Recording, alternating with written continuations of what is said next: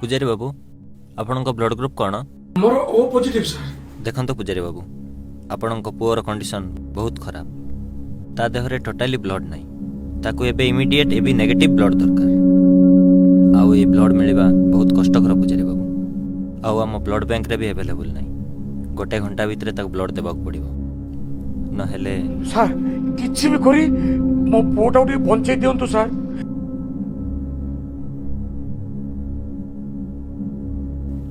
ପୂଜାରୀ ବାବୁ, ଆମ ପାଖରେ ଏବେ ନେଗେଟିଭ୍ ବ୍ଲଡ୍ ଅଛି, କିନ୍ତୁ ସେଇଟା ଆପଣଙ୍କ ପୁଅ ଦେହରେ ଚଢ଼େଇ ହେବ।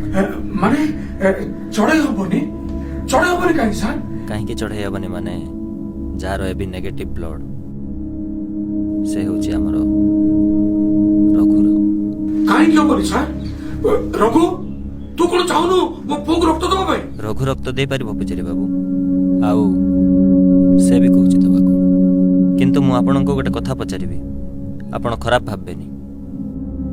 ଆପଣ କ'ଣ ଗୋଟେ ଅଛୁଆଁ ଜାତିର ରକ୍ତ ଆପଣଙ୍କ ପୁଅ ଦେହରେ ଚଢ଼େଇ ପାରିବେ, ଯେଉଁ ଜାତିକୁ ଆପଣ ମନ୍ଦିରରେ ପ୍ରବେଶ କରାଉନାହାନ୍ତି?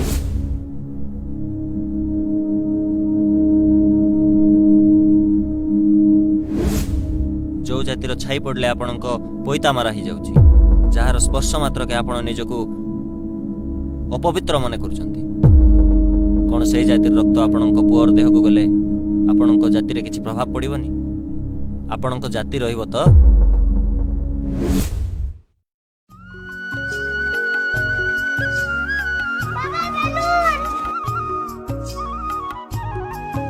ମା ଥାଉ, ଆଉ ଗୋଟେ କିଣିଦେବି ତୁମକୁ। नहीं मो बाबा मते सेटा आगा दरकार।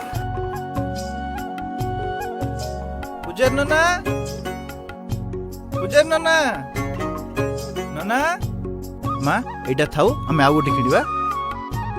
नहीं मो बाबा मते सेटा आगा दरकार। ହଉ ହଉ ହଉ, ରୁହ, କାନ୍ଦନ କାନ୍ଦନ। ପୂଜାରୀ ନନା, ପୂଜାରୀ ନନା,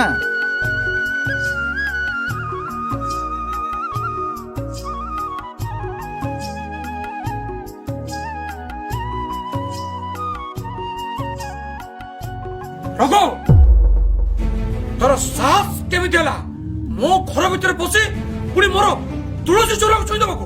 ନନା ଝିଅର ବେଲୁନଟା ଆସିଲା ତ। ଚୁପ! ତୁ କଣ ଛୋଟ ଛୁଆ ହେଇଛୁ? ତୁ ଜାଣିପାରୁନୁ?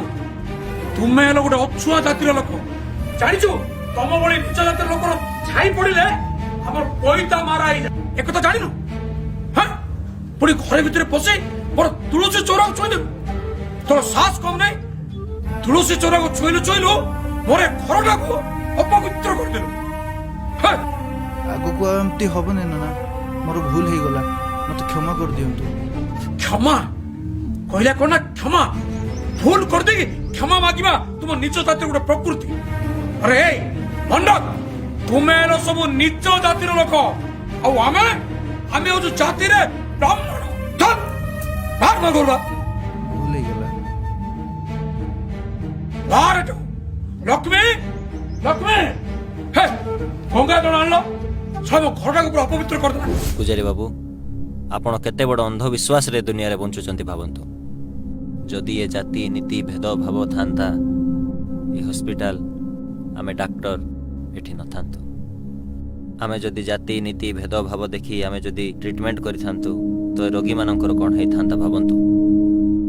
ପୂଜାରୀ ବାବୁ, ମୁଁ ଆପଣମାନଙ୍କ ଭଳିଆ ଏ ଜାତି ନୀତିକୁ ଘୃଣା କରୁଥିବା ଲୋକମାନଙ୍କୁ ଗୋଟେ ଜିନିଷ ପଚାରିବାକୁ ଚାହୁଁଛି।